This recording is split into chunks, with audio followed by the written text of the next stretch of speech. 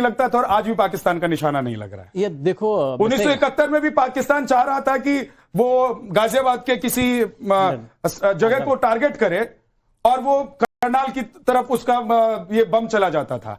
आज भी हमने देखा कि वो जम्मू हो, गुजरात हो, राजस्थान हो, हर जगह जहां जहां वो निशाना मारने की कोशिश करता था। हालांकि इस बार तो हमने सब कुछ न्यूट्रलाइज कर दिया, आसमान में ही खत्म कर दिया, नेस्तनाबूद कर दिया, लेकिन निशाने में इतना अभी भी कच्चा है पाकिस्तान।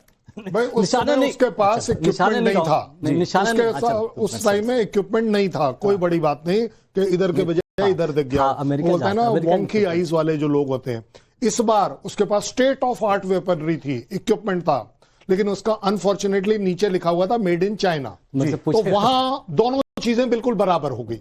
ये वही एयर डिफेंस सिस्टम है जो चाइना का टॉप प्रायोरिटी माना जाता है, और आपने देख लिया कि वो कितना इफेक्टिव रहा। ठीक, ये वही जहाज हैं जो चाइना के प्राइड हैं, JF-17 अपने आप में, आपने देख लिया फिर भी गिर गए। It is always the man behind the machine. Man उस समय भी कॉमन था और इस बार भी कॉमन है। ये लड़ाई इक्विपमेंट की तो है ही है। मतलब घोड़ा जितना इंपॉर्टेंट होता है, घुड़सवार भी उतना ही इंपॉर्टेंट होता है। घोड़ा समझता है कि घुड़सवार कौन है। कहना तो चाहता था, रोक दिया आपने। सॉरी, देखिए 65 और 71 की लड़ाई अलग थी। 65 तक अमेरिका फुल सपोर्ट करता था। उसके जितने इक्विपमेंट्स है, सैबर हो या पैटर्न टैंक हो, सब अमेरिकन थे और बड़े इफेक्टिव थे।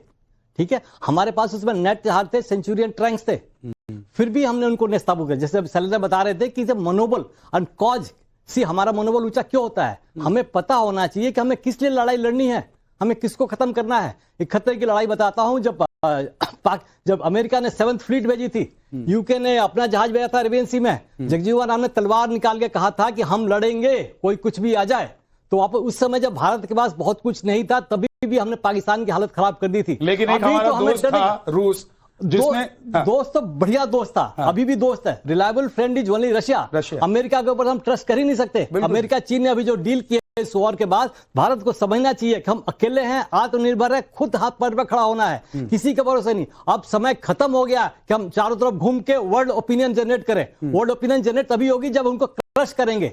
अब ये भारत के फौज तैयार है रगड़ने के लिए, जब भी मौका देंगे। ट्रेलर देख लिया है, और जिस दिन पाकिस्तान वाले मूवी का टिकट देखेंगे उनको मूवी दिखा देंगे। लोग कह रहे हैं, क्योंकि मैं पत्रकार हूं, हम लोगों की जो भावना है वो पहुंचाना मेरा काम। लोग कह रहे हैं भाई सिर्फ ट्रेलर से मजा नहीं आ रहा है, तो पूरी फिल्म चाहिए थी।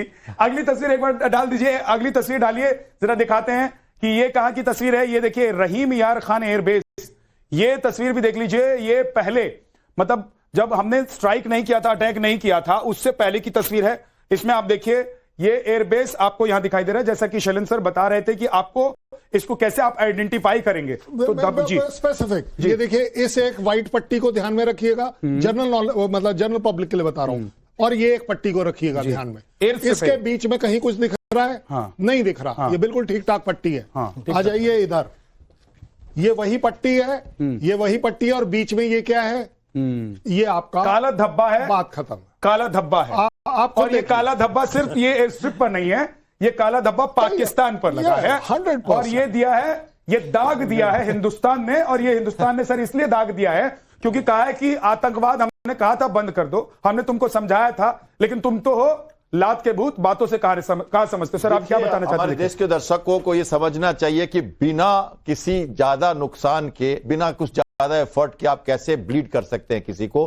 तो ये रनवे है, रनवे से स्ट्रैटेजिक इशू यह है कि यहां से इनके जो एयरक्राफ्ट हैं वो उड़ेंगे तो हमें तबाह करेंगे। तो हमने रनवे को डिस्ट्रॉय किया। इसको प्रीएम्प्टिव स्ट्राइक कहते हैं, जिसमें आप जमीन पर ही उनके जो औजार हैं उनको जमीन पर ही खड़े खड़े ऐसा कर दो कि वो यूज ही ना हो पाए। तो ये हमने बड़ी जीत हासिल की। आपको अगर हवा में मारना हो, डॉग फाइट करनी हो एयरक्राफ्ट टू एयरक्राफ्ट, वो हमारे दुश्मन के इलाके में घुस जाए और वहां हम लड़े, कोई पैराशूट से उतरने लगे, ये सब बात की कहानी है जी। ये प्रिमिटिव है, पहले हमने सिंपल कर दिया। मैं थोड़ा सिंपलीफाई और कर देता हूं सर, कि आपके पास बंदूक है, लेकिन उसकी गोलियों को अगर आप खत्म कर देते हैं, तबाह कर देते हैं, तो बंदूक लेकर करेंगे क्या आप? बंदूक चलाएंगे? बंदूक भी है, गोलियां भी हैं। हमने ट्रिगर निकाल लिया, किस पे चलोगे किस पर? ट्रिगर निकालने वाली बात। शैलेंद्र सर एकदम पिन पॉइंट अटैक करते हैं, और वही अटैक हमने किया। ये देखिए, ये रहीम यार खान एयरबेस है। सर थोड़ा सा समझाइए कि ये जो एयरबेस है स्ट्रेटेजिकली ये कितना इंपॉर्टेंट है पाकिस्तान के लिए और भारत के लिए कितना बड़ा खतरा था कि हमने इसको स्ट्राइक किया? देखो विश्वनाथ, सारे एयरबेसेस इंपॉर्टेंट हैं। हाँ। भारत की संबंध से देखो तो सारे एयरबेस इंपॉर्टेंट है। सब एयरबेस ने वो बड़ा डिस्ट्रीब्यूट करके रखते हैं ये लोग। ये ऐसा नहीं लगता एक जगह सारे टारगेट कर दिया। तो very important to destroy all airfields. ये दिखा दे इंडिकेशन कि अब जब चाहेंगे आपका हम डिस्ट्रॉय कर सकते हैं और कर भी देंगे। ये इसका हमने आपको उदाहरण भी दे दिया। ये नहीं कि हम हवा में नहीं बात करते नहीं कि हम डिस्ट्रॉय कर देंगे, दिखा दिया कर दिया और समझ में उनको आ गया। यही उनको नीचे लाने की कोशिश कर रहे हैं।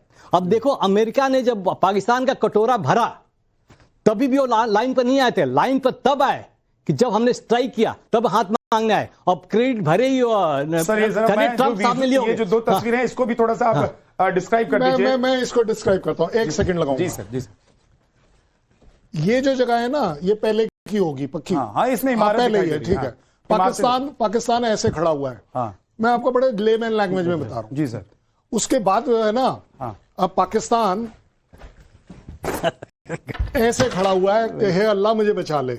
मैं आपको सीधी बात कर रहा हूं। कोई जगह आप किसी एयरबेस पर ले लीजिए, सर ने बिल्कुल ठीक बोला है कि जो एयरबेसेस हैं ये अकेली इनकी जान है और अब इनको दिख रहा है कि हर जान को हम अम्मी जान बना रखा है। और आपने जो कहा ना सर, मुझे लग रहा है कि ये घुटने पर बैठकर अल्लाह अल्लाह कर रहे थे या आपने भगवान को, अपने परवरदिगार को याद कर रहे थे। लेकिन क्योंकि उनको पता होगा, ऊपर वाले को तो सब, ऊपर वाला तो सब देखता है ना, उसको पता होगा कि भाई तेरी मदद करनी है कि नहीं करनी है। ऊपर वाले ने भी भारत की मदद की। पाकिस्तान से ज्यादा मुसलमान तो हिंदुस्तान में रहते हैं, तो यहां के जो मुसलमान थे वो भी तो दुआ कर रहे होंगे कि ये जो पाकिस्तान आतंकवाद फैला रहा है, ये जो पाकिस्तान हमारे देश में हिंदू और मुसलमानों को लड़ाने की कोशिश कर रहा है, जरा इसको सबक सिखाइए या खुदा। तो खुदा ने मदद नहीं की नहीं। और इस फोटोग्राफ को जनरल पब्लिक के लिए समझाने, देखिए ये जो आप पट्टी देख रहे हैं, जी सर, ये पट्टी यहां पर, ये वाली पट्टी है जो काली दिख रही है आपको। यस। यहां कोई स्ट्राइक नहीं है, बिल्कुल बराबर सेम टू सेम चल रहा है। आप इस एरिया में आ जाइए कि ये वाला एरिया काफी कुछ दिख रहा है आपको, बिल्टअप वाला टाइप जो भी है, कुछ ना कुछ बिल्डिंग्स दिखाई दे रही है, कुछ ना कुछ दिखाई दे रही है। यहां क्यों नहीं दिख रही? यहां सिर्फ बिल्कुल फ्लैट क्यों हो गया? बिठा दिया। ये सेम है नीचे वाला, ये नीचे वाला भी आप देखिए, ये जहां सर्कल है, ये फोटोग्राफी जो है ना, वो जो जहाज है और सैटेलाइट है, ये दोनों का वो होता है। ठीक है सर, ठीक है। अगली तस्वीर जरा डालिए, अगली तस्वीर डालिए और आगे बताते हैं कि भारत ने कैसे पाकिस्तान के दिल, दिमाग, कंधे, पैर, हर जगह चोट पहुंचा है। ये देखिए, ये पसपुर एयरबेस है पाकिस्तान का, और पहले की तस्वीर और बाद की तस्वीर, जरा अगर इसको हम क्लोज करके दिखा सकते हैं कैमरे से तो दिखाइए जरा। ये पहले की तस्वीर है और इसको भी अभी हमारे जो विशेषज्ञ हैं वो आपको समझाएंगे। ये देखिए, ये पहले की तस्वीर है और ये बाद की तस्वीर है। नीचे आपको ये सफेद सफेद दिखाई दे रहा है, ऊपर आपको कुछ कंस्ट्रक्शन सा, थोड़ी आपको इमारत जैसी तस्वीर में कुछ दिखाई दे रहा है, लेकिन नीचे आपको कुछ ऐसा लग रहा है कि पानी बह गया है। एक तूफान आया था, वो अपने साथ सब कुछ बहाकर ले गया है। सर जरा इसको समझाइए। देखिए, ये भी जो तस्वीर है जो इन्होंने डिस्ट्रॉय किया है, आप ये यहां भी आप पट्टी देख सकते हो जी। लेकिन ये जो तस्वीर नीचे की है और ये है, हमने ये दिखाया है कि जो इनका रनवे है, ये इनका रनवे दिख रहा है, सरफेस पूरा क्लियर है, इसकी बात कर रहे हैं हम ऊपर नीचे। तो इन्होंने इसको दूसरे भी एयरबेस पे रनवे को डिस्ट्रॉय किया है। रनवे का डिस्ट्रक्शन मतलब अगर 5000 फीट का रनवे है और एयरक्राफ्ट जो फाइटर एयरक्राफ्ट है उसे 3000-4000 किलोमीटर 4000 फीट तक रन करना है टेक ऑफ के लिए, तो अगर आपने बीच में ये डाल दिया तो अब वो एक एफओर्ट ही बन गया, फॉरेन ऑब्जेक्ट डैमेज करेगा। एक छोटा सा गड्ढा तो दिख रहे हैं आप, पर इसके ऊपर से एयरक्राफ्ट जा नहीं सकता क्योंकि ये फटेगा। अगर इसमें से कोई कंकड़ पत्थर निकलेगा तो एयरक्राफ्ट डैमेज हो जाएगा। तो एक तरह से आपने रनवे को अनयूजेबल बना दिया, ठीक है, वो रनवे से उड़ नहीं सकता। तो जहाज नीचे बंकर में रहते रहते, अपने पेंस में रहते रहते ही बेकार हो गए। तो एक तरह से उनका जो आपने उनके पैर ही तोड़ दिए, उनके दांत खत्म कर दिए आपने और आपको निहत्था छोड़ दिया आपने। आप उड़ नहीं सकते। सारे एयरफील्ड पे करीब 2 रनवे होते हैं जी सर। तो ये आप ध्यान से देखो, इंटरसेक्शन पर वॉर किया है जी, मींस दोनों रनवे अनऑपरेशनल हो गए। ओके, कोई भी यूज नहीं हो सकता। और पैरेलल टैक्सी ट्रैक्स होते हैं, वो भी डिस्ट्रॉयड है। तो ताकि आपका बिल्कुल ही पैरालाइज हो गया इनका। मैं थोड़ा सा ये भी समझना चाहता हूं कि हमने इस एयरबेस को डिस्ट्रॉय किया है, तो इसका मतलब स्ट्रेटजी के हिसाब से हमने इसको डिस्ट्रॉय किया होगा। और हमारी स्ट्रेटजी क्या रही होगी कि यहां से हमारे हिंदुस्तान में किस हिस्से को या कौन से पार्ट को ज्यादा पाकिस्तान परेशान कर सकता था? देखिए, स्ट्रेटेजी तो हम फौज के लिए छोड़ देते हैं, क्या करना है और let them decide, they are more qualified people, they are deciding. हो चुका है, इसलिए सुनो बता रहा हूं मैं ना, तो ये एक डिस्ट्रॉय नहीं किया गया, पूरा इंडिकेशन दिया गया है। ये तो इंडिकेशन दिया गया है कि हम ये कर सकते हैं, आपके इतने में पैरालाइज हो गया। हम तो पूरा डिस्ट्रॉय जब होगा, उनके जब F-16 जहां 100 रखे हुए हैं उस बेस को डिस्ट्रॉय करेंगे, तब जाएगा, तब अमेरिका को झटका लगेगा। वो पता है, वो हो सकता है, कैपेबल है। ये तो एक पॉइंट इंडिकेशन है कि हम जो चाहेंगे वही करेंगे। बिकॉज ये जो वॉर था, इसको एस्केलेट करने की कोशिश भारत अकेले नहीं कर रहा था, क्योंकि किसी के हित में नहीं है और किसी के हित में भी है। लेकिन जब आपने हमें जब सोते हुए उठाया है, सोते हुए शेर को उठाया है, तो कुछ ना कुछ तो करेगा ही। तो ये दिखा दिया कि हमारी कैपेबिलिटी क्या है। 1971-65 की बात दोबारा लाना चाहूंगा, जब उनके पास इक्विपमेंट्स अमेरिकन थे, अच्छे थे। वो कह रहे थे कि हम तो पैटर्न टैंक में दिल्ली में आगे चाय पियेंगे। अब सल्लर बता रहे थे कि अब उनके पास state of art Chinese equipment हैं। अब जो चाइनीज इक्विपमेंट जितने भी हैं, रिवर्स इंजीनियरिंग द्वारा बने गए हैं। उनकी एफिशिएंसी और पोटेंशियल तो आप सबने देख लिया, सारा विश्व ने देख लिया। उनके जो मार्केट है वो पाकिस्तान और बांग्लादेश के अलावा और कोई खरीदता नहीं, और अब कोई खरीदेगा ही नहीं। एक सबसे बड़ा झटका चाइना के लिए है। पाकिस्तान को तो हम समझ जाएंगे, पाकिस्तान की जनता आवाम समझेगी कि हमें अपने आर्मी जो हमारा सरदर्द है उसको हटाना है। पाकिस्तान की आर्मी समझेगी, पाकिस्तान की पॉलिटिकल लीडरशिप जो पैरालाइज है, अपने आप कुछ कर नहीं सकती, वो तो डाउन करेंगे ही। तो पाकिस्तान तो संभलेगा ही। पानी नहीं मिल रहा, कुछ नहीं मिल रहा है। ये मुनीर साहब कब तक रहेंगे? कटोरा भी जो पाकिस्तान को मिला है अभी, उसको अमेरिका ने क्यों दिया, ये बहुत बड़ा क्वेश्चन मार्क है। इस कटोरे का सबको मालूम था। आज इन तस्वीरों को दिखाने का मेरा मकसद, क्योंकि हम लोग बहुत सारी बात